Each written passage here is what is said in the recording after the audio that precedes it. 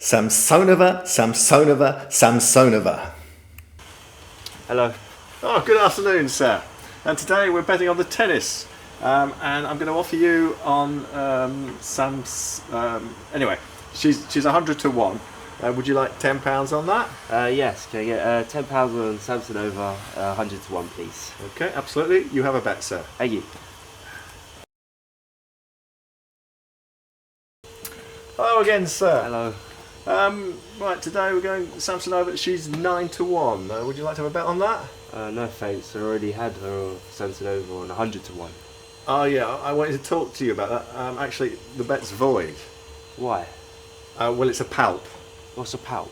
Palp, sir, it's a palpable error, which means that it should never have actually been that price. So it's void and you get your money back. But my friend told me that on the bet exchange I could get 140 to 1. Yeah, but that's a completely different market, that is. I mean, it's got nothing to do with this. So do you want this bet or not? No. No? No. Oh, okay. Right. Well, that's not good. Here's your money back. Sod you. Bit louder. Sod you.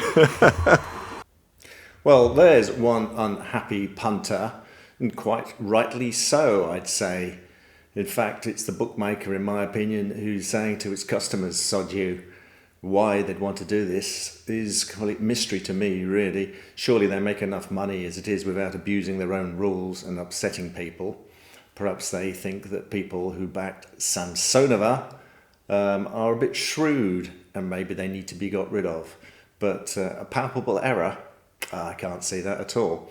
They're 100 to 1 on the exchange. We've already said she traded at 140. On odds checker, the best price after the hundreds was 80. So admittedly, they were best price, but that's about all. What's the matter? Did somebody spell it wrong? Did somebody pronounce it wrong? Why on earth would you void this bet? It's a complete mystery to me. And of course, the thing is, if she'd gone out in the first round, would it have suddenly become a palp? No, it wouldn't. The bet would have lost and it would have been buried, and that would have been the end of it. Now, there is something that punters can do, and actually there is a possible recourse here, and that's to actually complain to the bookmaker and say, at the time, when you voided the bet, she was around 9 to 1. So I've had a bet at 100 to 1. If I'd had £10 on it at 100 to 1, the value of the bet at the time you voided it was about £100. And that's the amount that you should be paying me out. Now, what's going to happen here is the bookmaker is going to go get lost, probably even close people's accounts for having the temerity to ask the question.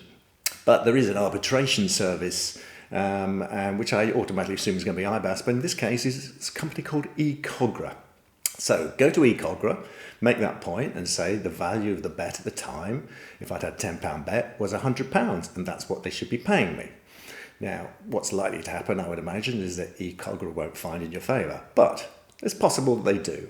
If they do, you can get the money back, assuming that the bookmaker is prepared to pay it, because according to the Gambling Commission, that these findings are non-binding. But if they don't pay it, then actually it's a clear demonstration that they're using their rules to void bets and remove liability. So actually, even if they didn't pay, we have at least proved a point. Now, the other possibility is that eCogra don't find in your favour at all, but at least I think, and again, there's a demonstration there, that possibly that these arbitration services aren't really very useful. But again, it would demonstrate that point. So there are good reasons for going ahead and doing it. Now, I haven't actually mentioned the name of the bookmaker.